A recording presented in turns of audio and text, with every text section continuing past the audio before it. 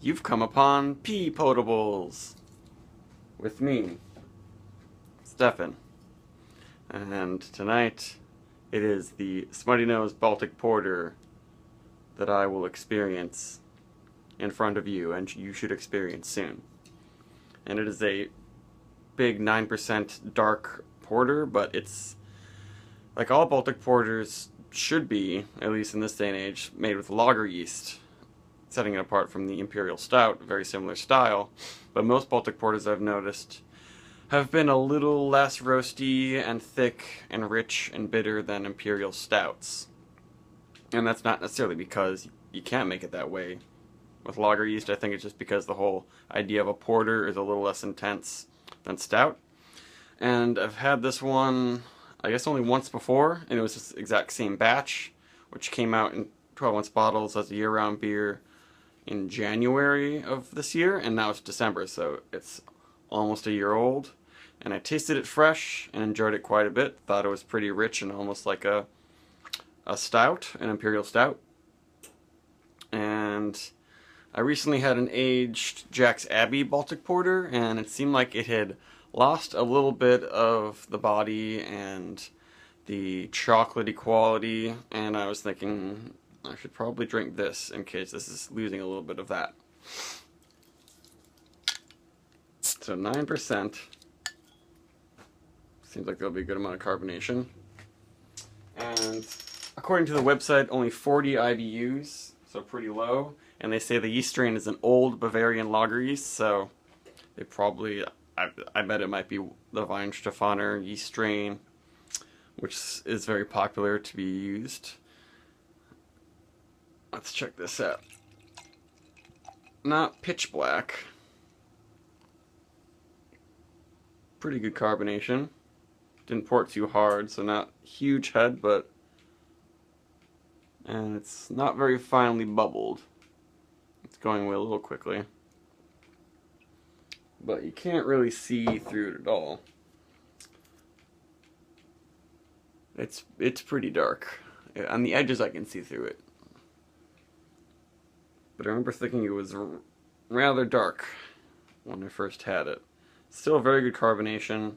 May have gone up a little bit and fermented just a tad, but they don't... Oh, I guess they do bottle condition it. It says bottle condition down there, so it will develop with age, which the Jack's Abbey Framing Hammer Baltic Porter was not bottle conditioned, so perhaps this has helped it kind of stay a little more alive. Yeah, it doesn't... I don't really smell any oxidation or anything. It's got a little bit of dark chocolate, but it's kind of very like plummy and dark espresso coffee-like in the aroma now. There's lots of dark, stewed, intensified fruits. Maybe just a little bit of a chicory roast. On their website, they also didn't say they use like black malt or roasted barley or anything. They say they just use Carafa 2, which is a very dark malt. That's the only dark one they use, but I guess it really intensifies color and flavor without adding astringency. So I think they're going for not a big, intense explosion of just bitter, burnt qualities and astringency like some big stouts are on your tongue. And it smells actually very fruity. There's definitely roast, but it doesn't smell really smoky. Maybe just a little bit woody. And they don't use any crazy American hops in it. Looks like it's only Sterling hops, which is kind of a German style hop that is, I believe, made in America.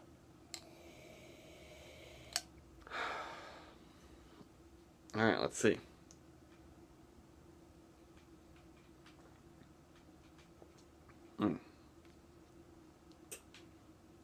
Not a very full mouth feel,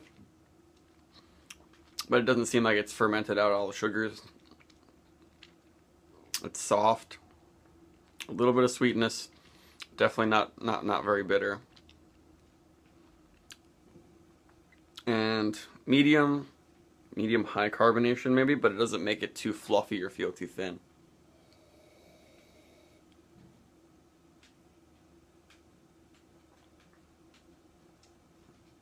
A lot of flavors going on. Raisin, a lot of fig, I think. If you're a Fig Newton fan, you'll probably like this beer. It tastes a lot like Fig Newtons. Like you drinking coffee and eating Fig Newtons for breakfast. And the very, very dark, bitter chocolate is the flavor. I'm not getting any like chocolate syrup or thick syrupy qualities to it.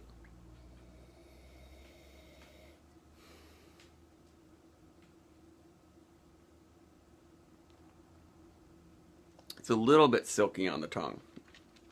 A light silky quality to it. And I think this could probably still age and stay good. They did a very good job bottle conditioning it, in my opinion. Well, this is one if you want it to be rich and chocolatey and very full bodied, you'll want to drink it fresh, because it doesn't seem as chewy as I remember it being when it was fresh. The dark fruits have come out a little bit more, just like as I've noticed with other aged Baltic porters. I don't really get any sulfury nose from the yeast. Maybe that sulfury quality just kind of brings out the dark fruits a little bit more. Because I think actually some dried fruits, they actually add sulfur to them.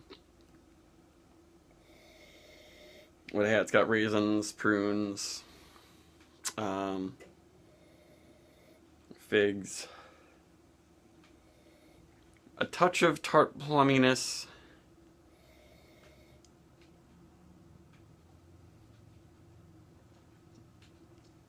and like almost no heat.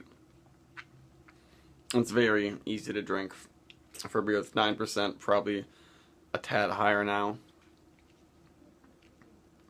And very low astringency and bitterness.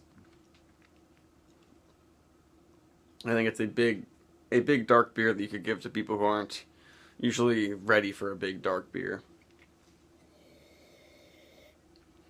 And I really have no complaints, except that it doesn't really blow me away. I might like it a little bit more fresh. So I might pick up a fresh bottle soon to maybe do another review of it.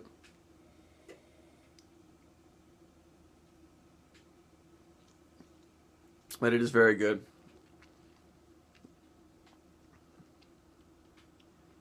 I think it would do them good to maybe add some flavoring or try barrel aging this beer.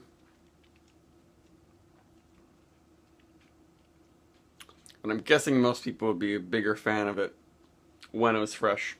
It's got some pretty good legs on it, but there's just like no heat.